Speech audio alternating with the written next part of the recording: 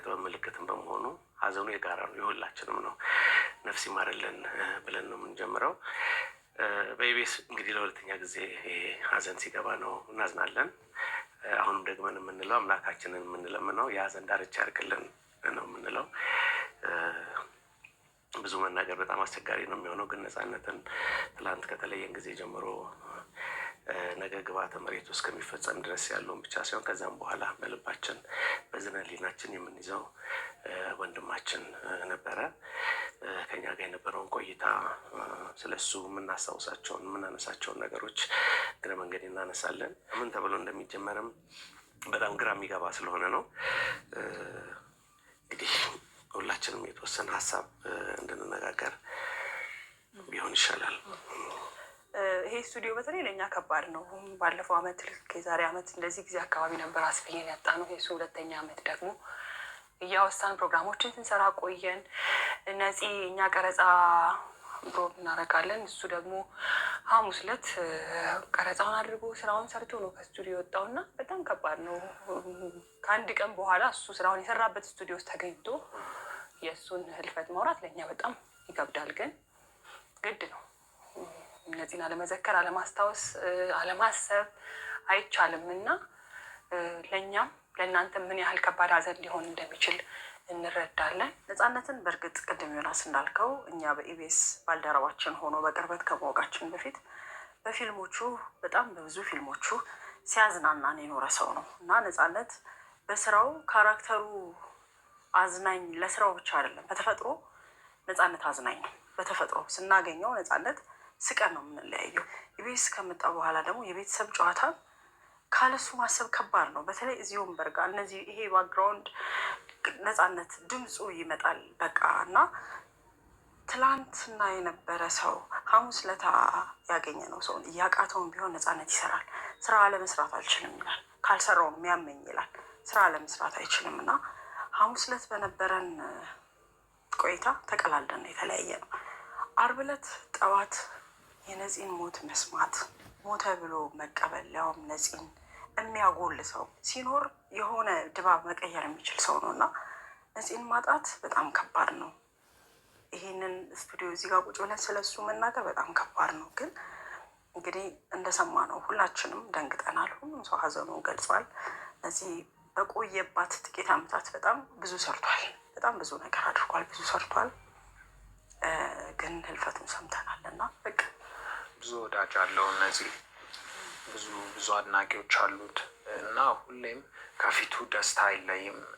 ጨዋታ ሁሌ እንዳለችው ድባብ ይፈጥራል። የሆነ ድባብ አለው እና እነዚህን አጥተነዋል።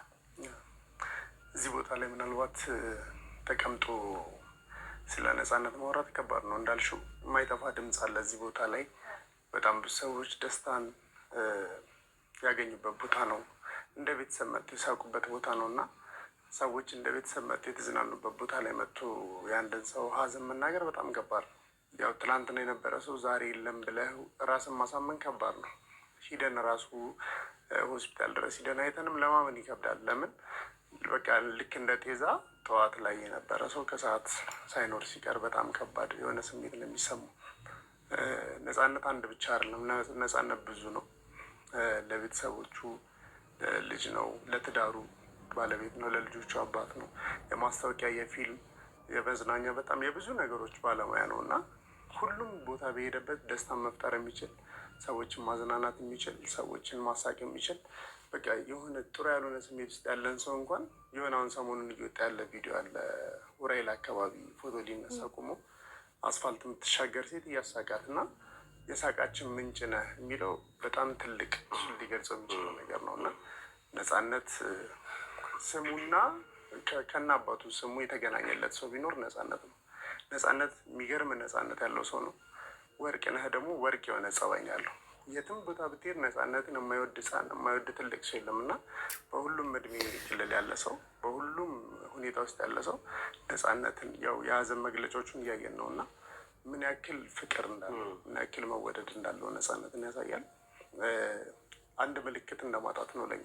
የአስፊቲን ሀዘን በዚህ ሳምንት ነበር የምናወሳው ሁለተኛ ዓመቱን። በዛው ሳምንት በተመሳሳይ ደግሞ ነፃነትን ማጣት ለእኛ በጣም ከባድ ነው እና ምልክት ሲጠፋ ጥሩ አይደለም። ምልክት ያጎላል እና እንደ ቤተሰብ ለቤተሰቦቹ ብቻ ሳይሆን ለሁላችንም የሚያጎል ሰው ነው ነፃነት። እግዚአብሔር እንግዲህ ከደጋጎቹ ጋር እንዲያስቀምጠው ምኞታችን ነው። በበጎነት ነው የሚታወቀው። እንግዲህ በጎ አምላክ ደግሞ በራሱ ቅፍ እንዲያስቀምጠውና እንዲያኖረው ምኞታችን ነው። ነፍሱን ይማረው። ልክ ነው። አንዳንዴ ይገርማል። በህይወታችን የምናውቀው ነፃነት አስቂኝ ሰው ነው እና ስለ ነፃነት ስናወራ ሁሌ እንደው ከኛ ስለመለየቱ የሀዘን ስሜት ይሰማናል እንጂ ውስጣችን ያለው ሳቅ ነው። እያንዳንዱ ነፃነት ባሰብን ቁጥር ፈገግ የሚያስብል ነው። ነፂ ብዙ ነው። በተለይ ደግሞ እኛ ለዚህ ቤት ለኢቢኤስ እጅግ በጣም ብዙ ነው። ያጎላል። በጣም የሚያጎል ሰው ነው። ጨዋታ እንኳን ሲያጫውት ሰው እንዲያሸንፍ የራሱን የሚሞክር ነው። ስታል ሲሆን ምናምን እያለ ሰው እንዲያሸንፍ፣ ሰው ደስታን እንዲያገኝ፣ ሰው ቤት ደስታ እንዲገባ የራሱን ነገር የሚሞክር ነው። ይህ ነገር ደግሞ በግል ባህሪው ብዙ ቦታ የምንሰማው ነው። አንድ አባባል አለ፣ ደግ ሰው አይቆይም ይባላል።